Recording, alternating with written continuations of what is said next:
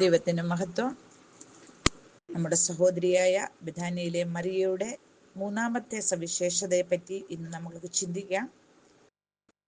എന്താണ് ആ ക്വാളിറ്റി? കൂട്ടായ്മയിലുള്ള താല്പര്യം, അതെ, ഫെലോഷിപ്പ്. നമ്മൾ ദൈവവചനം പഠിക്കുകയും അത് വിശ്വസിക്കുകയും ശ്രദ്ധയോടെ കേൾക്കുകയും ചെയ്യുമ്പോൾ നമ്മിൽ ഉണ്ടാകുന്ന ഒരു വ്യത്യാസമാണ് ദൈവമക്കളോടുള്ള കൂട്ടായ്മ.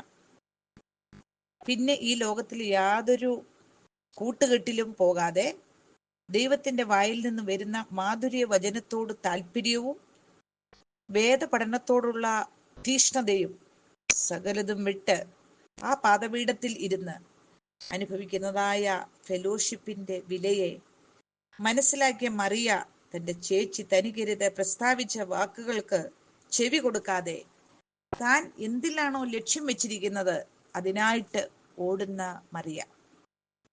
തന്റെ മുന്നിലുള്ള ഓട്ടം സ്ഥിരതയില്ലാത്തതാണെങ്കിൽ ജീവിതം ശൂന്യമാണെന്ന് തന്റെ യൗവനകാലത്ത് തന്നെ മറിയ മനസ്സിലാക്കി. ഓട്ടക്കടത്തിൽ ഓടുന്ന ഒരു വ്യക്തി തന്റെ ലക്ഷ്യം വിജയമാണ്.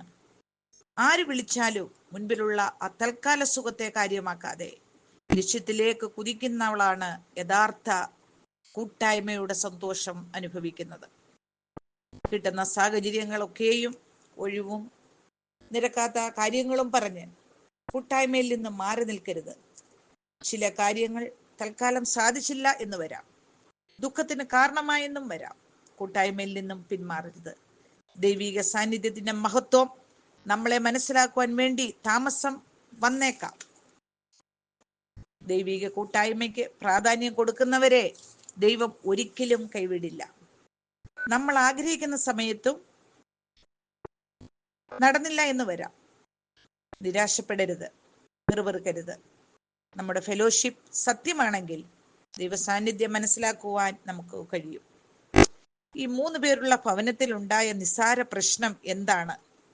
ശാരീരികമായ ക്ഷീണിച്ച മാർത്തയെ മറിയ സഹായിച്ചില്ല. സാധാരണ കുടുംബത്തിൽ ഇതു മതി സ്നേഹം തകരാൻ. ചെറിയ ഒരു വഴക്കിന് കാരണം ആയിരുന്നേനെ മാർത്തയുടെ പരാതി. എന്നാൽ കൂട്ടായ്മയും മാധുര്യവും മനസ്സിലാക്കിയ മറിയ അവിടെ നിശബ്ദത പാലിച്ചതുകൊണ്ട് അവിടുത്തെ ആ അന്തരീക്ഷത്തെ ശാന്തമായി. ആ ക്ഷമയാണ് കൂട്ടായ്മയുടെ ഫലം. യേശു 2 പ്രാവശ്യം മാർത്തയെ മാർത്തയെ എന്ന് വിളിച്ചു. ആ കൺസേൺസ്, കരുതൽ, ആ സ്നേഹം. മാർത്ത ഔട്ട് ഓഫ് കൺട്രോൾ ആയി പറഞ്ഞപ്പോൾ യേശു വളരെ കൺട്രോൾ ആയിട്ടാണ് മാർത്തയെ മാർത്തയെ എന്ന് വിളിക്കുന്നത്. Mary has chosen Christian priority. എന്താണ് അത്? അതാണ് fellowship. Mary is chosen what is better.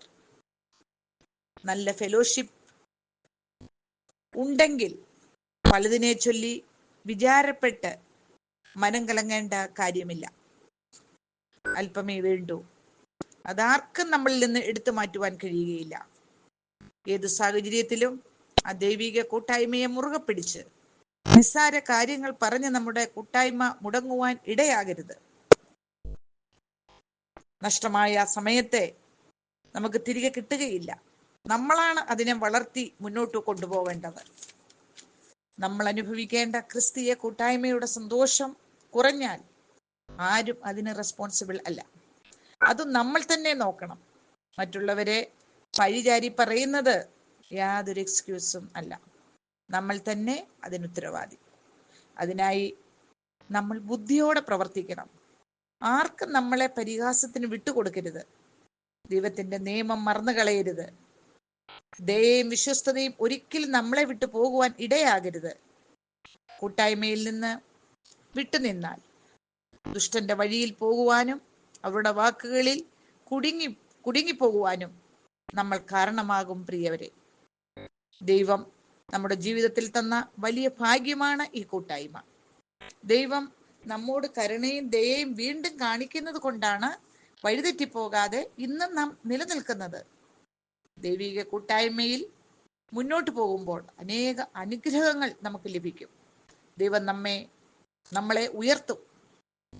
കഷ്ടകാലത്ത് ദൈവ സാമീപ്യം നമ്മൾക്ക് അനുഭവപ്പെടും. ഈ ലോകത്തിലുള്ളത് ചപ്പും ചവറുമെന്ന് എണ്ണുവാൻ ദൈവം നമ്മളെ സഹായിക്കും. ഈ പുതുവർഷത്തിൽ കൂട്ടായ്മയിൽ വർദ്ധിച്ചു വരുവാൻ നമ്മൾക്ക് മുന്നേറാം. എന്നും നിലനിൽക്കുന്ന ആ വലിയ പ്രത്യാശയ്ക്കായി നമുക്ക് ഓടാം. നാളത്തെ ദിവസം നമ്മുടേതല്ല. ഇന്ന് നമുക്ക് പ്രവർത്തിക്കാം.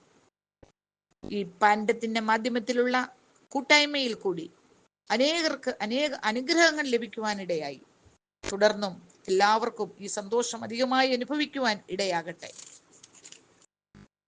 ഈ വലിയ കൂട്ടായ്മയിലേക്ക് അനേകർ കടന്നു വരുവാൻ നമ്മുടെ ജീവിതം സമർപ്പിക്കാം. അതിനായിട്ട് നമുക്ക് പ്രവർത്തിക്കാം. നാളെയല്ല, ഇന്ന് തന്നെ. മറിയയുടെ ഈ ക്വാളിറ്റിയാണ് അവളെ നിലനിർത്തിയത്. അതിനായി നമുക്കും ദൈവിക പാദപീഠത്തിൽ ഇരുന്ന് ആ മാറ്റമില്ലാത്ത വചനം നമുക്ക് പഠിക്കുവാനും ആ കൂട്ടായ്മയിൽ അന്ത്യത്തോളം നിലനിന്നു പോകുവാനും നമുക്കും ആഗ്രഹിക്കാം, പ്രാർത്ഥിക്കാം. അതിനായിട്ട് എല്ലാവരെയും ദൈവം സഹായിക്കട്ടെ. ആമേൻ.